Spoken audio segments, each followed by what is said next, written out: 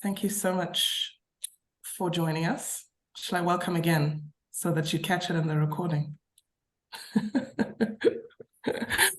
Hello, everybody. Welcome to all. A particular welcome to anyone who might be joining us for the first time.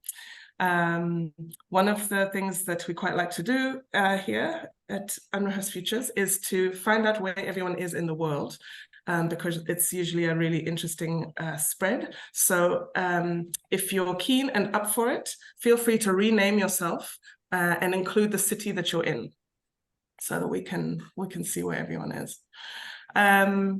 Yeah, a very warm welcome to everyone, and in particular to our guest for today, Va Bene Elikem Fiatsi. Before I introduce her, just a little bit of housekeeping. Va Bene will speak about her work. We will open up to conversation as we usually do. And if anyone has questions along the way, please feel free to put them in the chat. And also, if anyone has questions that they want to anonymize, they're welcome to send them through Falguni, a DM to Falguni in the chat, and we can share those. So as your questions and comments and responses come, please feel free to put them in the chat, and we can address them once we open up for questions. And yeah, that's it. Welcome. So I'm going to not read all of Va Bene's very extensive bio. It's available on the DSM website and in the Unrehearsed Futures newsletter for you to look at. And if there's anything pressing that I leave out, Va Bene will certainly fill in.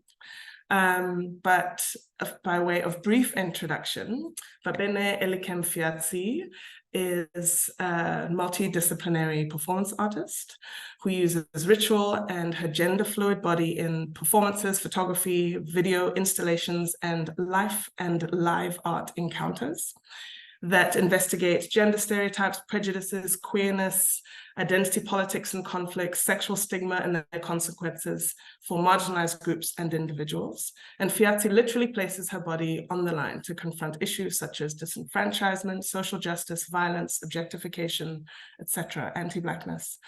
And this session today will be co-hosted by Mbongeni Mchali and I, two of the UF co-curators. And we had the good fortune to meet Va Bene about a month ago in Ghana at the International Federation of Theatre Research Conference, and some of that encounter might come up in conversation. But yeah, I'd like to hand over to Va Bene, who's going to talk to us about her work, and in particular her work in light of the renewed anti-gay legislation that's sweeping across many parts of the continent and Ghana in particular at this point in time. So Va Bene, a huge warm welcome to you. It's wonderful to have you here, and I'm going to hand over. Thank you. Yeah, thank you very much, all of you, and you are welcome to listen to me once again, those who have heard me before. I would briefly be actually responding to the exact topic for which we are invited here. I want to say a very big thanks to Mandla Muenya, and also, South African names are very difficult for me sometimes, and Mbogeni. Because like my encounter with them is really a manifestation of a kind of cross-continental solidarity, and how I experienced that in my activism as a performance artist and activist. Because I moved into performance as an agency, which I would be talking about here. So first of all, I want to say very big thanks to you for actually appearing in this phase of my life. Yeah. Today, my focus also when they mention unrehearsed future. I think that was also one of the seduction of me accepting to even do this work with you. Just the title, in Unrehearsed Future, I really question myself, what does it mean for me to be living in a moment where I can reimagine unrehearsed future? And as Black, queer, trans, marginalized, rejected, abandoned person, I always feel like our future is really unrehearsed. We cannot even predict what is, like, as I'm here right now, I can't predict what is going to happen in the next 1 month in relation to the anti-LGBTQ bill, which is already adopted for passage. And so we live in this anxiety, uncertainty, and our activism is unrehearsed as well. So the whole story of, like, the whole story is summarized in just these 2 words, unrehearsed future. Myself, I actually define my performance as an act of radical resistance. And as you can see me trapped in these spikes of image there, and it happened the first time in Ghana, which was also very interesting that the president witnessed this very performance. Uninvited. He witnessed it uninvited because he just chanced on it by coming to a festival. Yeah. My bio has been written already, so I'm not talking about my bio here. But what do I mean by performance as an act of radical resistance? I studied painting and sculpture, and by my second year in the university, I realized how complex it is dealing with painting and sculpture as an activist. I realized my body was trapped in this flatness of the canvas and does not really allow people to experience or even to hear my scream, to even hear my voice, to even hear my cry. They don't see my tears. All they see is the aesthetic, the beauty of what is being painted on the canvas. All they see is the skills and the perfection that the kind of art education was offering us at the time. So I started thinking about, how do I move and remove my body from this flatness of a canvas and move my body into the street, where I can explore and exploit my own vulnerability. At the same time, I can confront our oppressors and people who need to hear our story. This is how I came into performance. That is why I call it the act of radical resistance and radical solidarity. So this image here was my protest and a guerrilla performance in 2020, when the president of Ghana was invited to the city where I live, Kumasi, for the National Independence Day. And for me, the question of independence, democracy, and justice is actually meaningless if it is not meant for all citizens. So I do not know where we place ourselves as queer people when it comes to independence of Ghana. And so when the president was coming, I started thinking about, how do I actually communicate? How do I confront this? Because president of Ghana coming is like almost like you are watching an American movie. You're going to see a lot of military convoys and the rest moving on the street. So this is actually a very scary scene, even to move into as a queer person. At the same time that we have a bill in parliament that criminalizes our existence. Even the air we breathe is criminalized.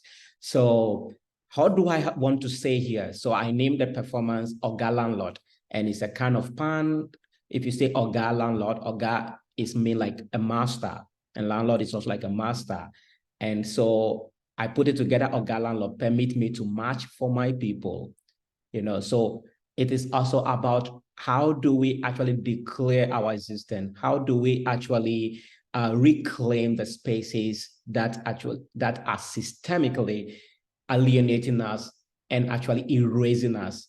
So independent space became one of the space I think I wanted to invade and actually disrupt the conversation that are happening without our inclusion. So this was like a lot of contemplations. And for me, this is again an unrehearsed thing. So I decided to invade the space, and I went.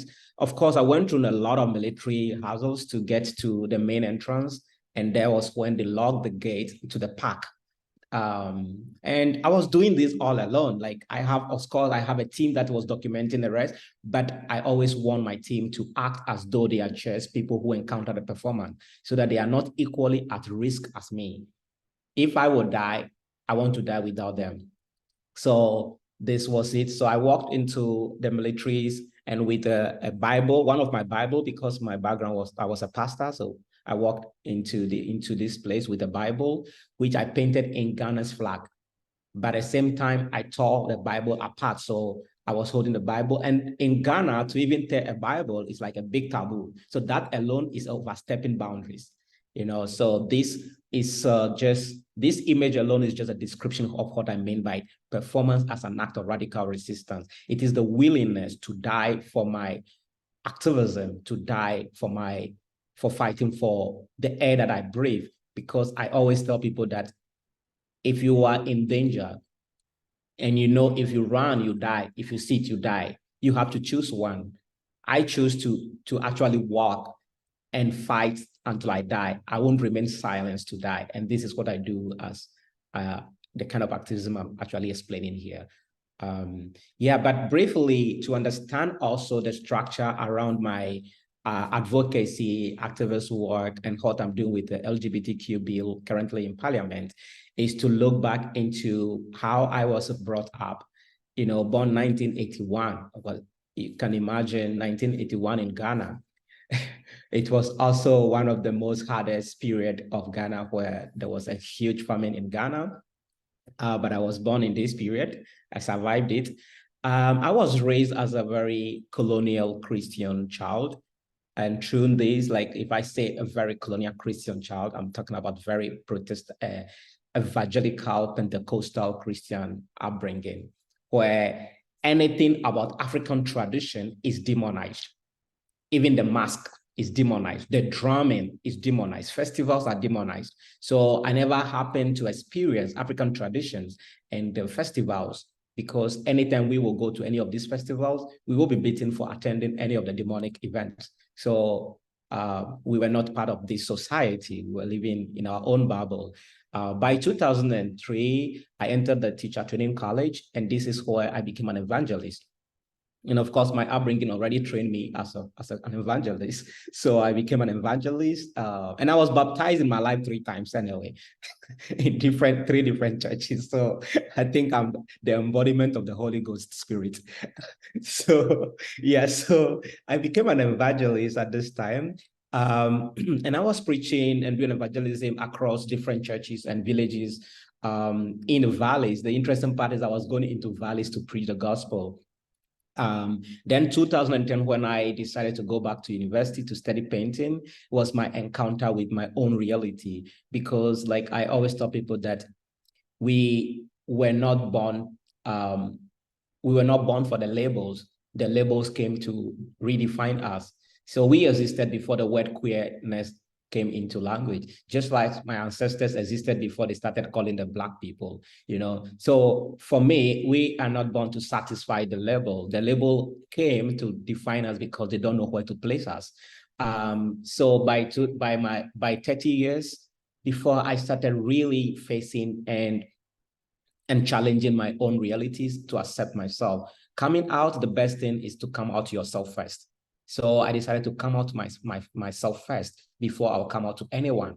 And this was the period that I was dealing with my own identity, my own feeling, my own experiences, gender, sexuality, and everything. And it became my radical year. And that was the same time that I have to let go of the gospel and take art as the new gospel. So I would say that I renounced Christianity when I was 33 years, which was also surprisingly that the year that Christ died. And it is not something I thought about before it happened. I got to even realize that the year I died and was born again as a trans queer person was the year that Christ died. And this is the church I drew 2015 when I started thinking about my own death. And this is where it ends with all the other Black sides around it, which means that I don't know what the future is from now. But then the work began to become very intense when people started claiming, because of their privilege, the people claim that we, the queer community in Ghana, do not face anger, and we just have to be silenced, and we don't need to advocate for our rights because there's nobody harming us. And that really led me into doing a lot of public performances. I would show just a very short clip of this. So I started collecting this video, which is a film I'll be releasing soon called The Untold Horrors, The Ghana You May Never Know.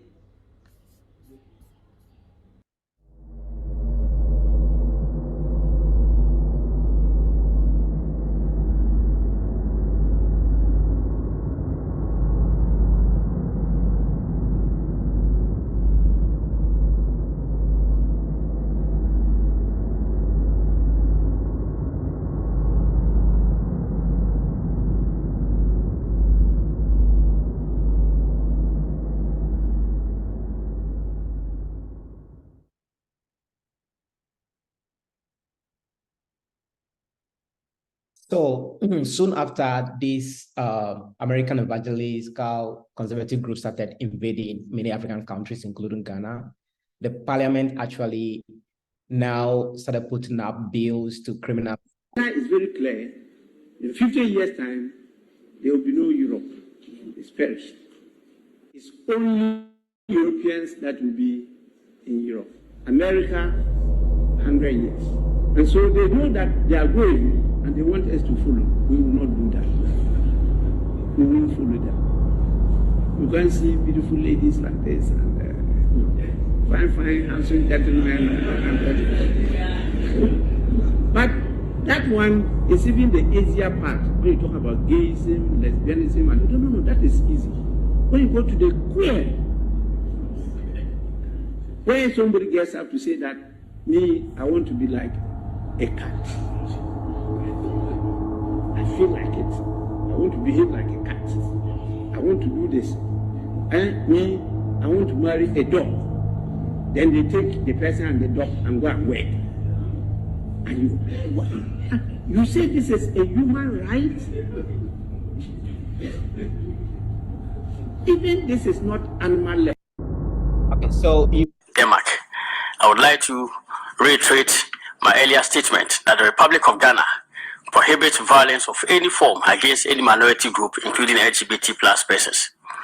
There is no known record of the infliction of violence in Ghana against LGBT plus persons. We go back home confident about the credentials of Ghana as a strong democratic nation with a formidable reputation in the protection of human rights and freedoms of all persons, and with an independent and fearless judiciary ready to provide a remedy for abuses. Ghana has come far in her quest to promote and protect human rights, but there's still room for improvement. We will aspire to achieve more in order to make Ghana the most peaceful place to be in the entire world. There's a need to encourage responsible and effective human rights advocacy by government, non-government organizations, NGOs, and civil society organizations, CSOs. Hence, particularly on the principle of reinforcing consensus and recognizing permissible limits. Mr. President, we will defer. So it's very interesting to see also how the religious leaders and also like politicians are changing the story of Ghana when they appear on international platforms. General also denied, whereas you can see in most of these videos, broad daylight, that people have been abused. This is the most recent video where the guy was allegedly harassed, stabbed several times in the chest because they allege that gay. And that is not even because he was found in any sexual act.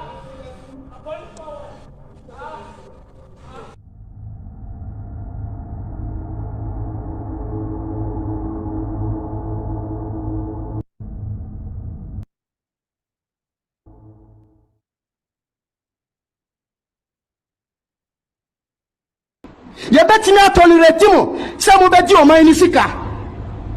Yɛbɛtumi atɔlerate mo sɛ mobɛyɛ all forms of corruption nyinaa. Nanso yɛntumi tolerate sɛ mode mmara bi bɛba a ɛne Nyankopɔn mmara no ɛbɛbɔ bra.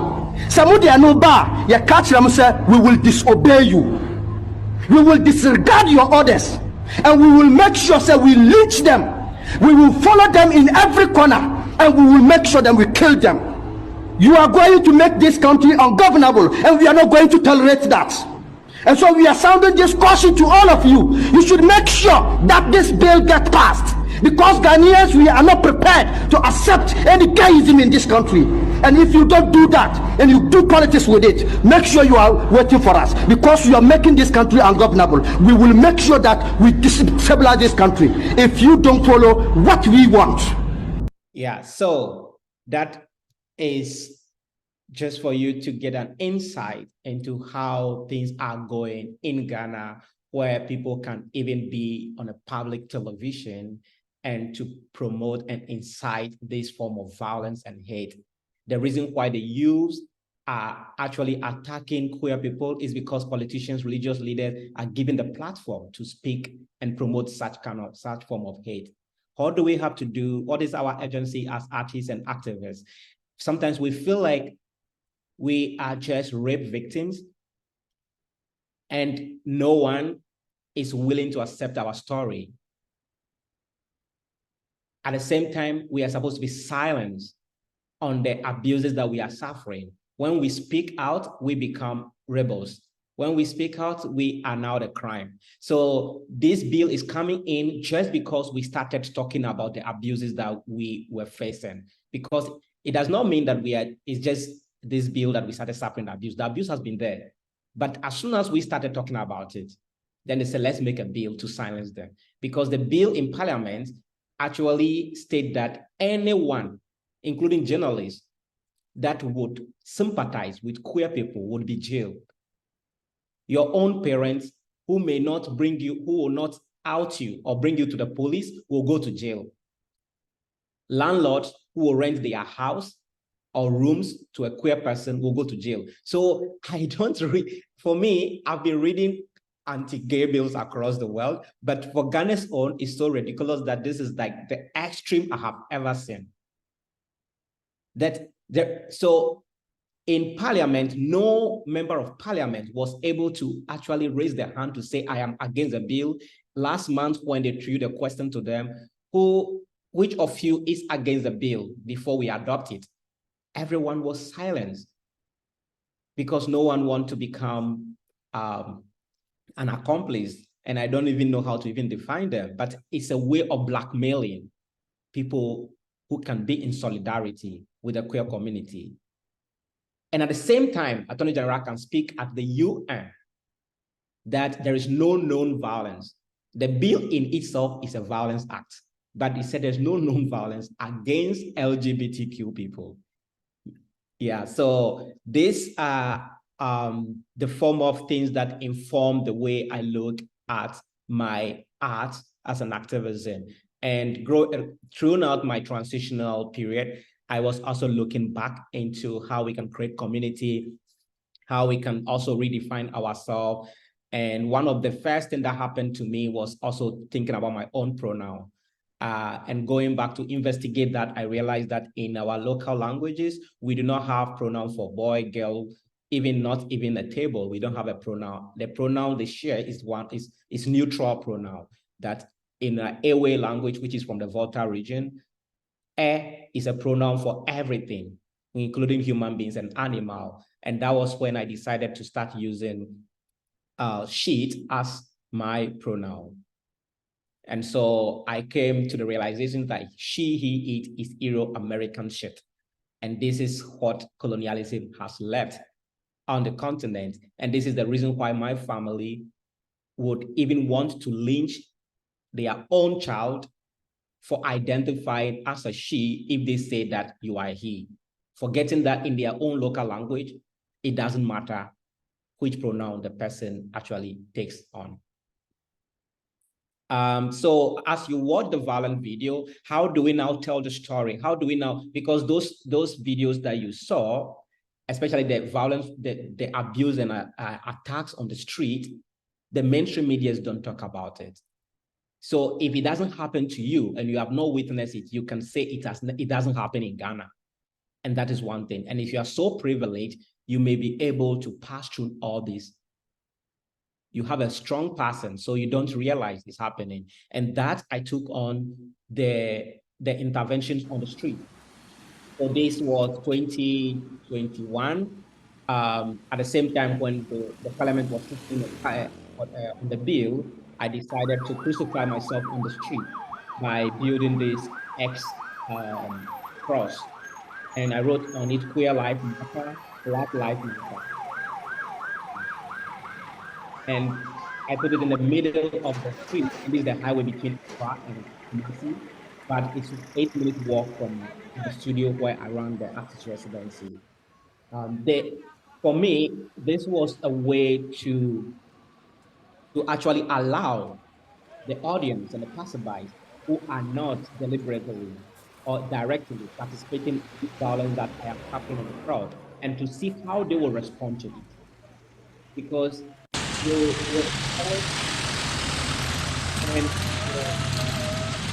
always imagine when people are acting in a mob action, it actually kills their senses, their emotions, like their attachment to humanity. When people are to reflect and to think about So when I installed myself on the street like this, after 30 minutes, I was losing my life. Honestly, this was one of the performances that I was dying. I was losing my breath because my arms were stretched apart and my lungs couldn't actually function the way it's supposed to function because it was so stretched. And some of the audience started screaming and calling for rescue. And I was so surprised that this happened, that the audience themselves jumped on the cross and brought me down from the cross.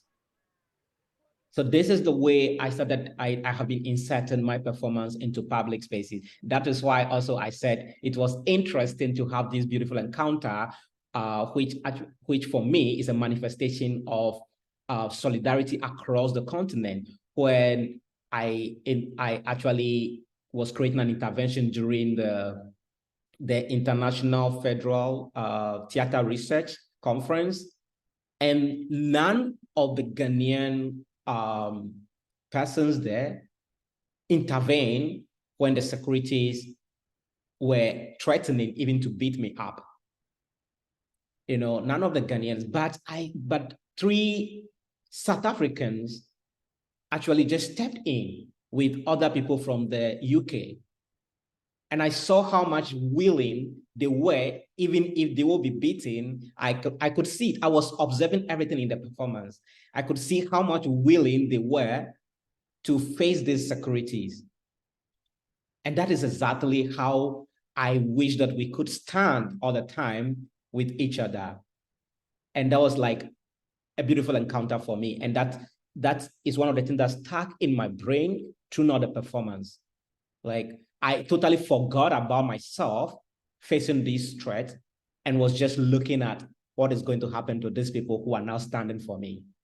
Yeah, so that was it. And so when it comes to creating community and space, I started realizing that even my activism as a solo artist and performer, of course, there are impacts. It's really taking form. It become a kind of, I call it a virus that is really growing, very cancerous, giving voice to a lot of queer people who are taking space, people who are becoming musicians and queer and singing queer music in Ghana, people who are doing stuff and the rest. But at the same time, it will be interesting to create a space where people can converge and have a conversation and feel at least safer, if not safe. So I created an artist residence called Perfect Grace International Artist Residency. And one of the key things that I do in this residency is called Love Feast.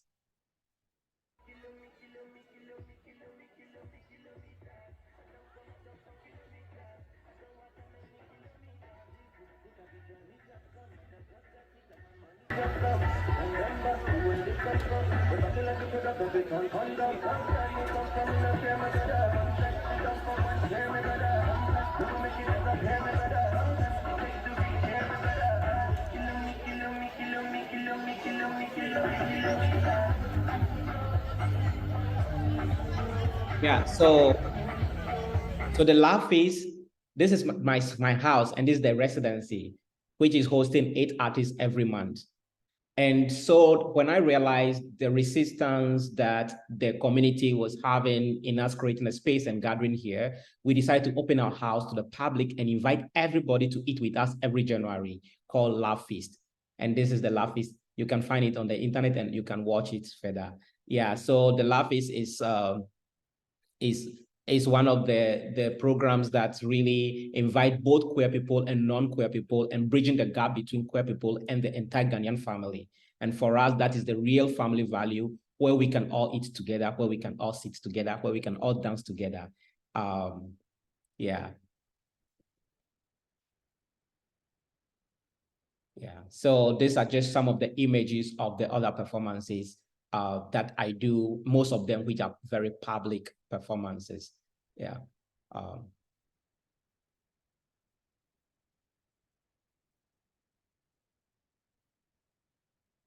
And it's very interesting when I bring the same or similar performance to Europe and to very white dominant audience. You know, like when I perform in Europe, I become so much aware, not of my queerness, but of my Blackness. You know, I became so much aware of not of my queerness, but of my Blackness. Because the interesting thing is that people assume how safe Europe is, even for queer people. But which kind of queer people are we talking about? I travel through a lot of European borders where I have been harassed, detained as a Black trans person, which is not the same experience for white trans persons passing through these borders. So when Europeans also just talk about Africa as though, you know, of course, they create the violence on the continents, they create the struggle for the continents, but then they speak afar as though they are now the saviors coming of especially America. And then I ask myself, these conservative groups, the World Congress of Families or the World Families of Congress, is coming from the USA. If you want to save Ghana, first of all, you have to deal with this organization in the USA. They have a whole office in the USA. They are having a whole conference in the USA. Why are you chasing after the impact they are creating instead of dealing with the source of the problem? You know, so sometimes it's very complex and complicated for me to understand the position that the Euro-American human rights organizations stand. UN is waiting until the bill is passed, and then they will say, we would cut support. Or the World Bank is waiting until the bill is passed. We will cut support for Africa, for Ghana, for Nigeria, for Togo. Now, when you cut this support, you are not only affecting the politicians, you are affecting the very life of the queer people who are struggling. The politicians already have money to survive on. So sometimes I just question. It does not make it right or wrong, but I just question, what is the position of all these powerful organizations? Amnesty International, they are waiting until people are being murdered, and then they evacuate people who are privileged like me, who can travel already to Europe. They will not be able to evacuate my younger selves who are there, who do not even have passports. So this is just to, yeah, this is just a new project I'll be doing. So I would pause actually here, and then we go into conversation, and if there is a need, I would refer you to some other images. Thank you very much. Sure, thanks for that.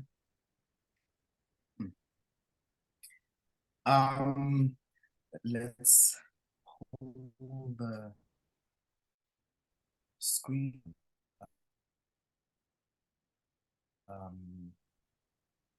Do you prefer I stop the screening? Actually, no. Oh, We can actually keep it up if Yeah. everyone's fine with that. I just think, yeah, I think it's really useful to kind of see these images in the background. I just wanted to see you, so I'm going to change my setting. There we go. There we go. There yeah, you go. you can just spotlight. You can just spotlight me there. Yeah, That really rich and introduction to your work into the context.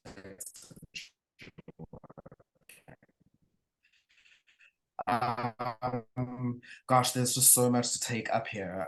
There are so many things kind of pumping through my head that you've articulated. I think in this question that you know, what solidarity asks of us as kind of Black queer people across the continent, but then how that interfaces with, or doesn't, as the case may be, with a kind of transnational solidarity that extends beyond the continent. I guess also these questions around the assumption that Africa is somehow always already, you know, homophobic as a fundamental kind of characteristic of Africa and Asia and other brown space. Euro-American project of coloniality and a more recent right-wing evangelical project to spread a kind of right-wing evangelism, thank you, to spaces outside of the Americas.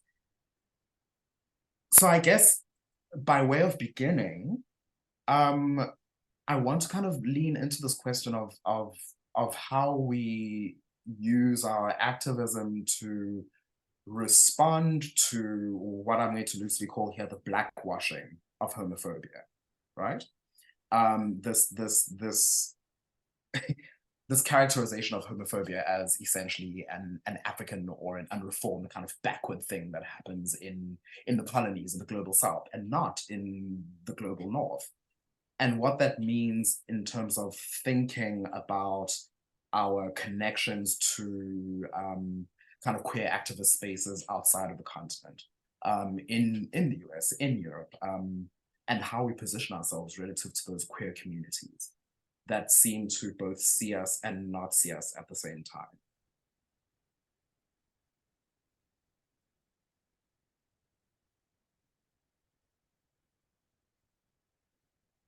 I mean, it just became a matter of public news when last week, Mwanya, correct me if I'm wrong, that, for example, in Italy, queer couples no longer enjoy adoption rights.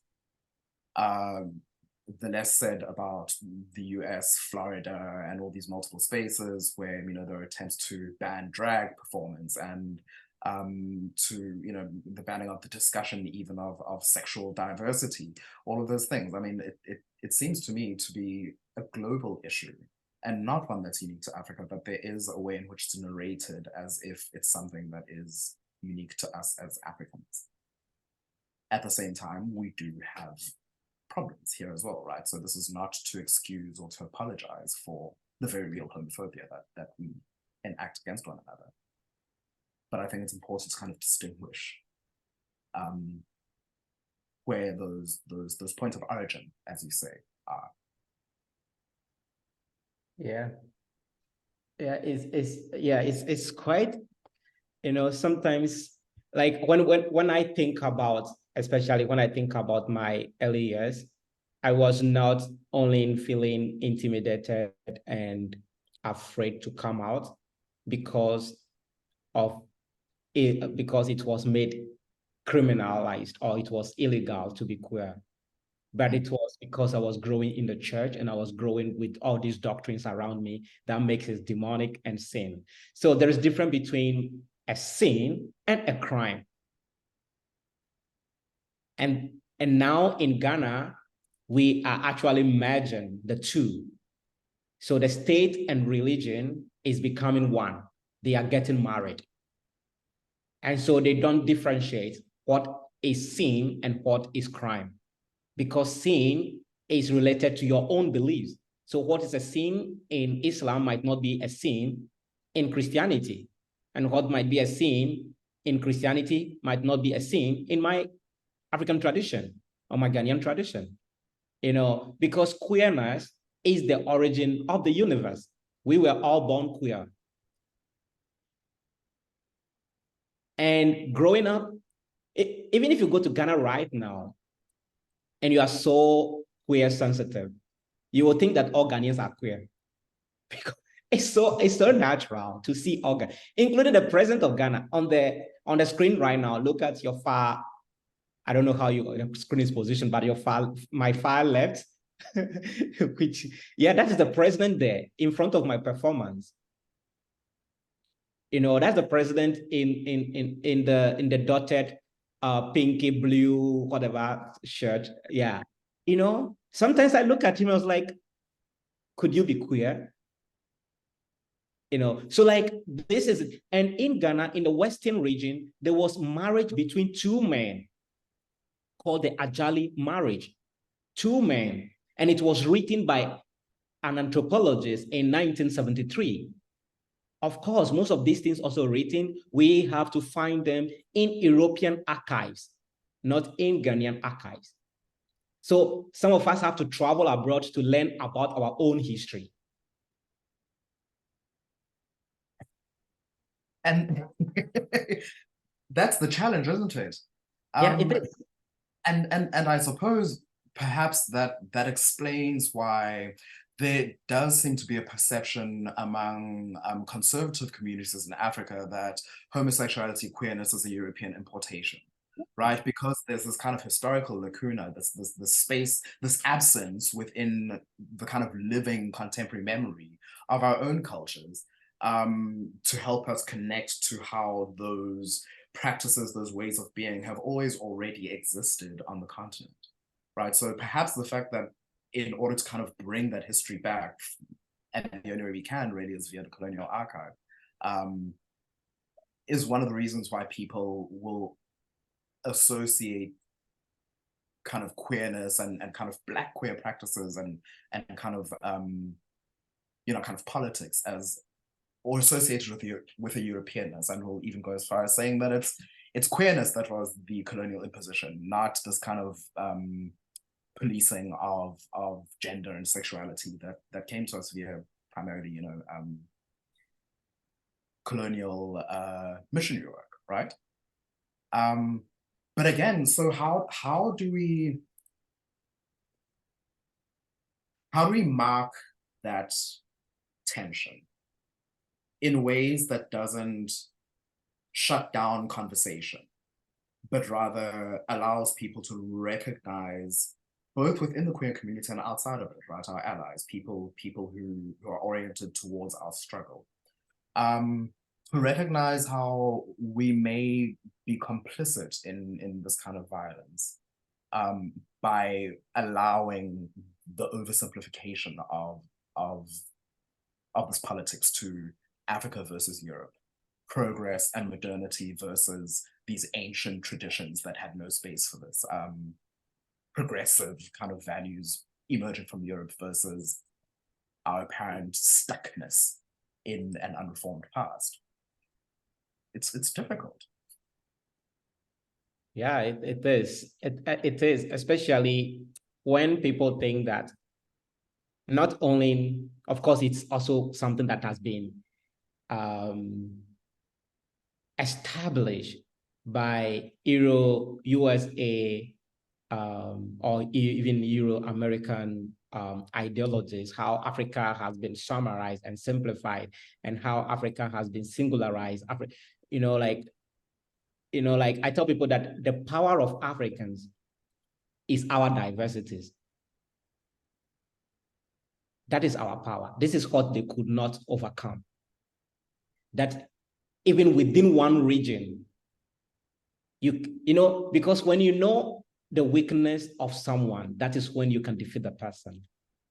But you come to Ghana and you have over 100 different ethnic groups, and they have very dynamic spiritualities. They have very dynamic cultural aesthetics, you know? So you cannot just take one to be able to run them over. Because when you kick one from here, the other one, because you are not ready for the other side, you are only aware of this, you don't know this. So this is what they were battling with. So they decided to make it like a ball. This is Africa. You know, you come to Ghana and you went to Ashanti region and you see an Ashanti dance, and then you go and write about African dance, and then you are describing an Ashanti dance. Someone from Togo has no knowledge about this dance. And so this is totally not African to this person. And this is what we are dealing with when it comes to homosexuality and homophobia. When they say homosexuality is non-African or un-African. And I said, which of the Africans are you talking about? If there is a marriage among the Nzuma men, if the Ashanti kingdom, the person who served the queen was neither a man nor a woman, and they said this person was in between, that's the third gender. And then there are other places where the spiritual leaders, priestess, priests, or whosoever do not have a singular gender identity. They could be a woman and they could be a man. And they take all responsibilities and all roles related to any form of gender. So where I was, my first step into Europe was 2016. I was 35 years old. So I wasn't imported from Europe or America as a queer person. Yeah, so it's very complex. And until unfortunately, it is not easy to have this conversation among us across the continent.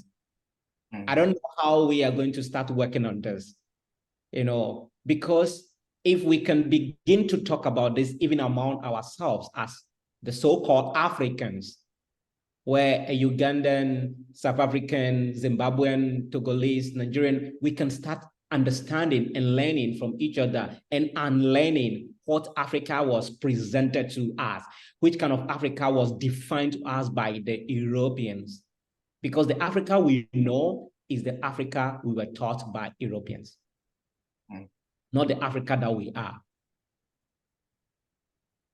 And this is the complex part of it, that among ourselves alone, it's very easy for us to travel abroad or to Europe than to travel to another country in Africa.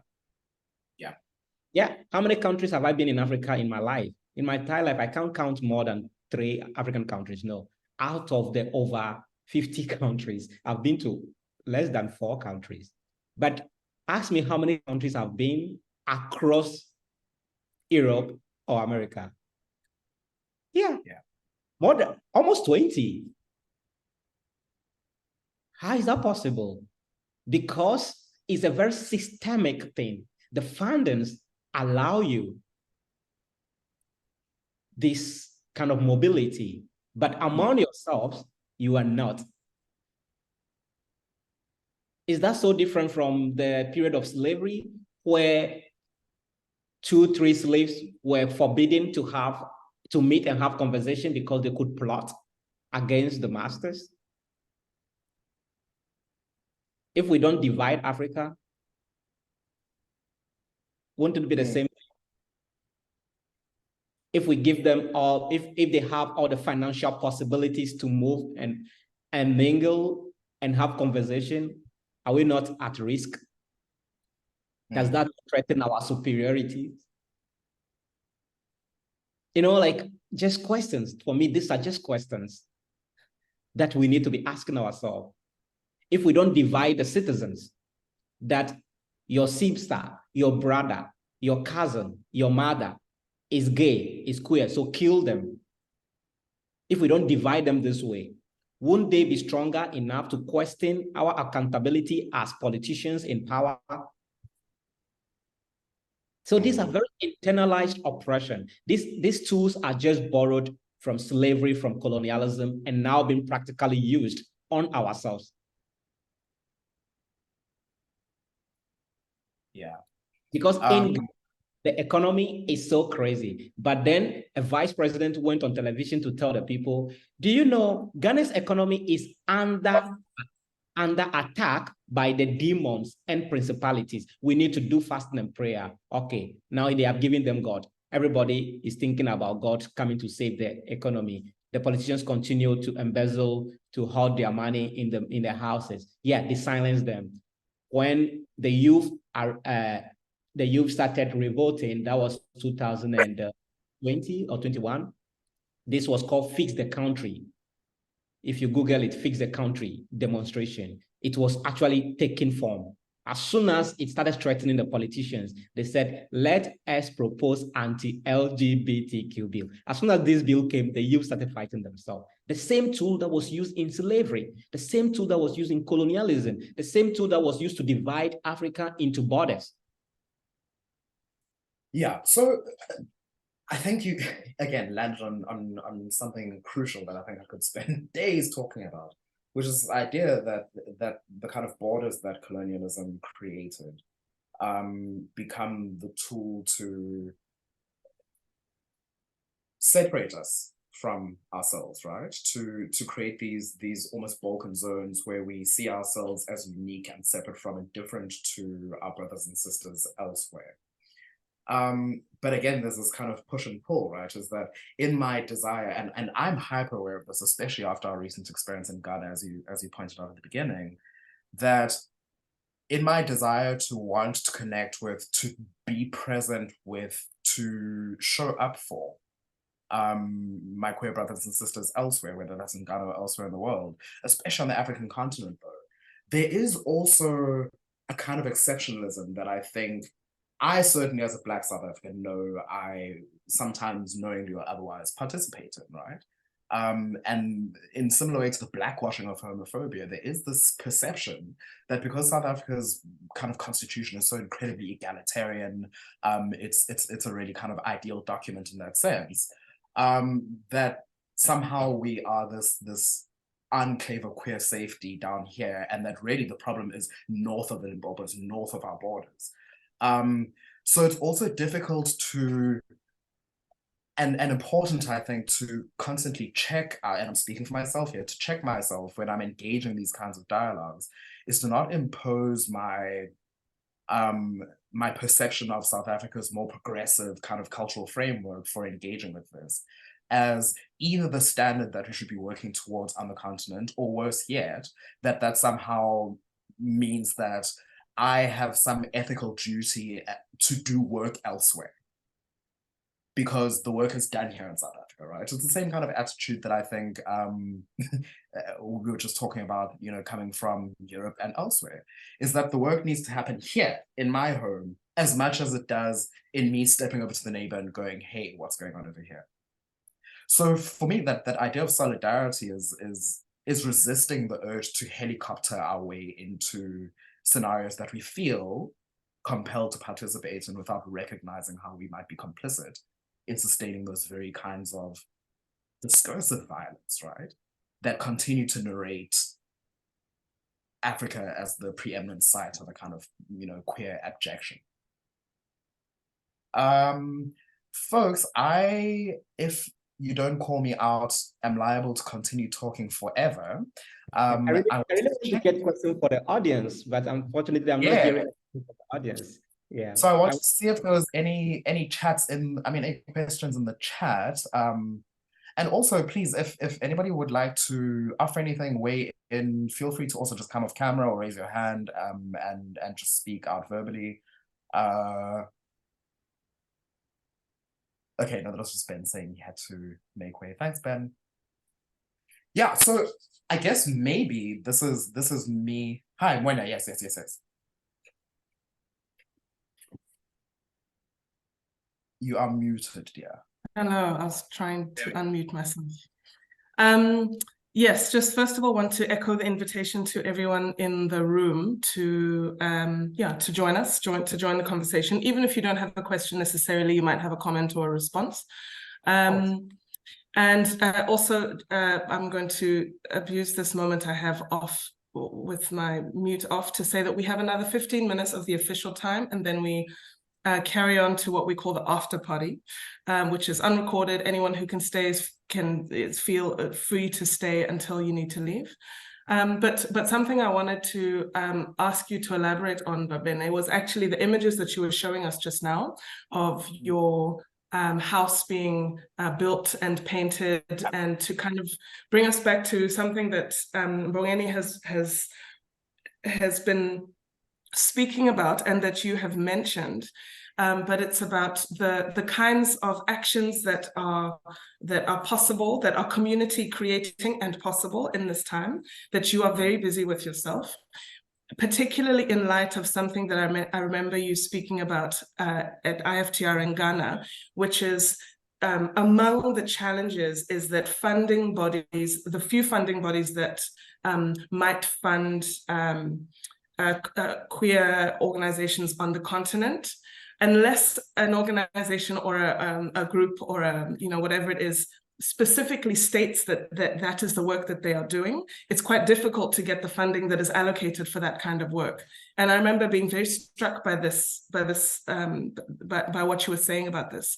So, it's part of the kind of agenda setting that happens, but I hadn't thought about it in relation to even accessing the little bit of funding that might be possible to access for the kind of work that you do. So I wanted to see if you could elaborate a little bit on the house that you're building, the kinds of things that go on there, and how it is that you're able to sustain that work. Yeah, thank you very much. Okay, let me just whilst I'm talking, I show you the screen to that.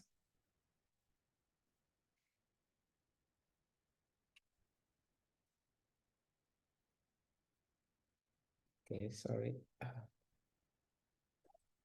Yeah, okay. So the residency itself is running so much on my own resources since 2017, when I founded this residency. I have been literally supporting the residency with my artist fees. Of course, I work abroad and I do give lectures and the rest. So every money I get goes into it. It was a rented house. Like you see, it was actually a very old, abandoned home that I rented, only 2 rooms, with my first salary in 2016 when I performed in Switzerland. And then over the 5 years, I accumulated money to rent the entire house. So in 2019, I launched the residency, and this was the renovations you are seeing, how I started working on it from my own salaries. And I changed the whole place into an accommodation space, a studio space, and the residency. We have been trying, we apply for several funding, but the way we run our residency is like a family. All artists that come to live together with us, and the way we work does not fit so much into the so-called Euro-American funding criteria. And so we hardly would get funding. And even if we get funding, the funding will be directly for a specific project. So it does not even offer money that will help us even paying rent or even building something. Unfortunately, when this bill was proposed, our space has been one of the biggest targets, because the bill says landlords will be jailed. So now all the renovation we've done over the years seems to be useless in a way, because if the bill passes tomorrow, we will be kicked out from here, because our landlord will definitely be at risk, and I'm not sure he wants to go to jail for hosting us. So he's helping us now to get a new house or to buy a new space, but we don't even have the funding to buy it. Just 3, 4, or 5 days ago, I had a call from home, and he found a land just close to our house, and it's 50,000 USD. Just an empty land, 50,000 USD. Okay, I was like, okay, if I could have even afford 50,000, I'll just fence this land and create tents and sheds over there, and we would be at least managing until we're able to get resources to build. At least it becomes our land and our property. So this is how I have been running. This is also why I'm so busy, like traveling. I'm going to Ghana back. I'm going to the UK. I'm coming to Frankfurt. I need to do all these little things to get the money that my ancestors created outside of of the continent, you know. So I need to get them, and then I have to invest them back here. Like I said, I'm also very privileged. I can't decide to really live in Europe, but no, it is important to create a space. So from the video, you see how the space has transformed to this end. You know, the same house you saw in the beginning of the video and the rest, this is it today. And all these parties I talk about is non-fee parties. So it's they are free. So the coming January, I'm already saving all money for this, from all the trips that I'm making, to be able to like get this. So this is what I can say how I run the space. Yeah. So yeah, you can scan the QR code if you have your phones, and you can see the support that we need, because we are doing a raising fund through GoFundMe. Yeah, because the initial house we found to buy, which is like a finished house that we could buy, was 300,000 USD. Yeah, in Ghana, 300,000 USD in Ghana. And yeah, how could we raise 300,000 USD? You know, and we've been running GoFundMe since last year, but we are not even halfway through. Yeah, so I was just thinking, if we could buy this land, also fine, but how do we even get 50,000 to buy that land? Because when you are running GoFundMe as a non-commercial organization, the GoFundMe you are running, sometimes it has other agencies that you are even responding to. You know, in the past month, there have been a lot of abuses of people, and we have to take care of hospital and the rest. So even you are running GoFundMe for buying land, you cannot allow somebody to be dying in a hospital because you are saving money for land or saving money for a house. You know, so you have to deal with all these things. Yeah, so that is just briefly about how the space is actually running. And yeah. Thank you. Yeah, thank you so much for that. There happened to be a lot of South Africans on the call, or South Africa aligned folks. And I wondered if anyone had any input into the very complex and interesting issue of cross-continental solidarity. I know Va Bene, you started talking about this, and Mbongeni has gone there as well, but it really feels like there are a number of conversations that we don't have, you know, across the continent. And this is a huge one. I feel like there's a real, and for reasons that are maybe quite obvious, a real inability for us to have established ways to create this kind of solidarity across the continent. So I wondered if anyone if anyone who is in the room has any, I suppose, comments, questions, leads, things that they're busy working with on that level. So there's a comment in the chat from Adriana. Adriana, I don't know if you want, you feel free to come on and speak your comment if you like. Otherwise, one of us can read it out, but you're very welcome to unmute and speak. Or not. Cool. So I'm just going to read out Adriana's comment here. As a Mozambican, I worry about the growing homophobic legislation on the continent. There's very little legislation that protects the LGBTQIA+ in Mozambique, but there's no criminalization that I'm aware of yet, and I worry. I think this really speaks to the necessity for conversation between African countries. Yeah. Yeah, very important. It's really very important. Yeah, because when Uganda had the bill already in 2013, yeah, Ghana didn't have a bill, but a lot of Ghanaians took it for granted that it is coming closer to us. You know, yeah, so I think it's important that a lot of African countries begin to understand it, that this is also like, it's a raid. And once it enters, it's like a bushfire. If it is behind your house and you say, oh, it's not in my house, and you keep silence, this fire would actually, the next time you know it's on your roof, you know. Yeah. So 2013, 2023, we are talking about Ghana now. Yeah. So there are many other countries on the continent who do not have any law against homosexuality, but at the same time, it is not legalized. And so what is the future of such a country? We shouldn't forget that. Yeah. Go ahead. Sandile, was that? Yes, thank you so much. Thank you so much, Mwenya and Dr. Mongeni. Thank you, Unrehearsed Futures, for holding such space for us to have these conversations. Like, I feel, thank you so much, Vene. Thank you so much for sharing. I think we need an urgent collective project of like remembering who we really are as Africans, like you've said so eloquently. I think, and you were saying, like, where do we begin? And I think it's a huge question, right, for practitioners, for artists, for organizations that do human rights advocacy. How do we all put heads together, and what are the things that we can do to start this conversation, or to remind our people, to remind Africans, but like, this is not about us, right? We are being used once again on a project to divide us, right? And you said so beautifully that our power is the diversity, is our diversity as Africans. And how do we lean into that? Like, what are the things that we can do? So I wanted to just connect with you and thank the platform again.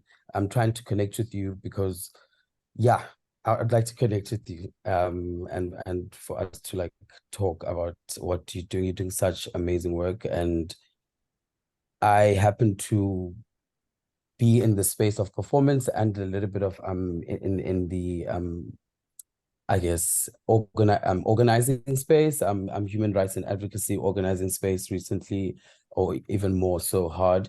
So I want to, and I'm hearing a lot of talk about what do we do. Everyone wants to know, what do we do? How do we move from here? And I'd like to involve you in the conversations, and for you to involve me in the conversations on your side. So I'm just hollering at you. Thank you so much. Thank you so much. I'll be glad if one day you apply also for our residency. The images I'm showing are the artists that were in residency in the previous years. So be inspired by this image, and then you can apply. Yeah. I'm just thinking, I was looking while the people are working and doing this thing, like everyone, and I feel like these are people that are living in the house, right? The people that are building the house. Hey, Bene. So I was just thinking, Bene, this act of actively doing something together to secure something, especially this thing about land and shelter, and that's something I'll be very interested, like, because I'm just interested in action, like, what are we doing? What can we do? And it's lovely when institutions and this platform. It's lovely. All platforms are good, and we need all platforms because we are under attack, and we need to do something quite urgently. That's just my 2 cents. Thank you. Yeah, and this question of doing something substantive, right, real, I think is, and when you're season on that as well. I think that's what I find so, I want to not use the word attractive, but why I'm so moved, I think, by the work that you do, Va Bene, is precisely because of these manifest, real, tangible ways that you are creating literal spaces, right? At great expense to yourself. There's, we often talk about putting our bodies on the line in service to our activism. And in your case, you literally are putting everything on the line. And yeah, so it's interesting to imagine how in our own limited ways we might be able to invest more deeply in enabling those sorts of practices. Yeah, I mean, there was a question that somebody asked in passing at the last conversation with Va Bene, which I guess is worth repeating here, is that so much of your work seems to be grounded in this ethics of care for others, right? Often, as I said, at great expense to yourself, So I'm going to repeat the question, is that in all of this business of taking care of other people, of being there for other people, who is taking care of you? And how do you strategize ways to kind of create and protect yourself? Because yeah, you seem to be doing that for everyone else, but I'm equally interested in how other people are turning up and showing up for you as well. Yeah, it's a very interesting question, and anytime it comes, I only just smile, and then it makes me start thinking so much. Yeah, because just early this year, I saw my partner through some struggle, and then after my partner felt like, oh, I've given all the comfort and everything. The next question was, Va Bene, so when you are depressed, when you are destroyed, who do you speak to? And I was like, oh my goodness, this is a big question. Yeah, I'm just surviving. I'm just surviving, you know. I understand that I need to take care of myself. I need to be alive to be able to do the things that I have to do. But at the same time, I feel like I'm in that kind of urgency where there is no need to even look at my wound, you know, until I am unable to walk. Then I realize that, no, I have been wounded, you know. So sometimes I have phases and episodes of depression that hit me so much, and then I have to lock myself up for a while, and then I bounce back. I don't know how I am doing this. Honestly, if I know even how I'm doing it, I'll be able to educate other people how to do it. I tell people that the only thing that I am sure of is that my heart is too big. Like my heart is too big for the world. My heart is too big for everything. But maybe also what keeps me going is that in the middle of all these things, I am sure. One thing I'm sure of is that I love myself. I am in love with myself. I have fallen in love with myself so much and so deeply that when everything else fails me, I know I am there for myself. You know, I am the only person who cannot disappoint myself. I'm the only person who cannot, when everybody fails me, everybody leaves me, everybody rejects me, the only person I know that is still with me is Va Bene. And maybe this is what is keeping me going.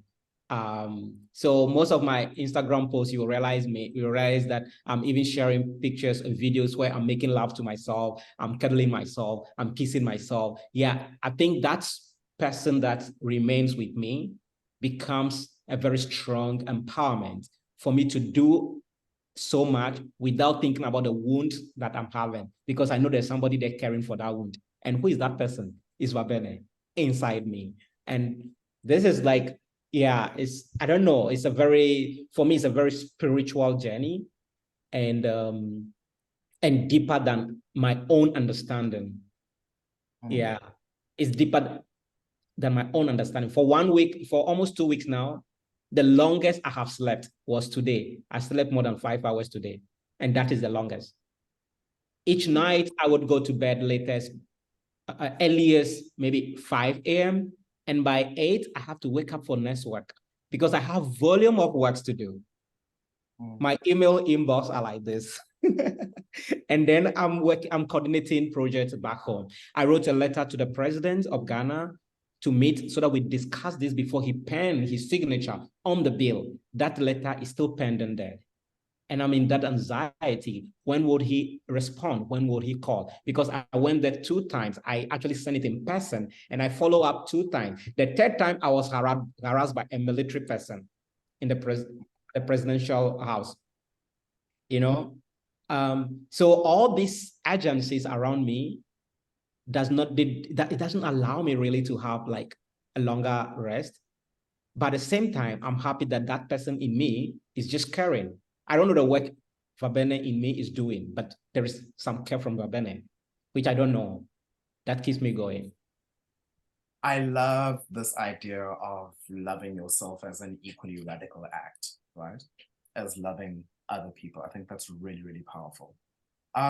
Folks, I've just been reminded that we are actually at the close of the formal part of the session, but as you can tell, we're in mid-thick discussion, and we continue in the water cooler chat, and people can, you know, switch your cameras on, you can chat. So this is where things get a little looser. I think you can be a little less formal with things.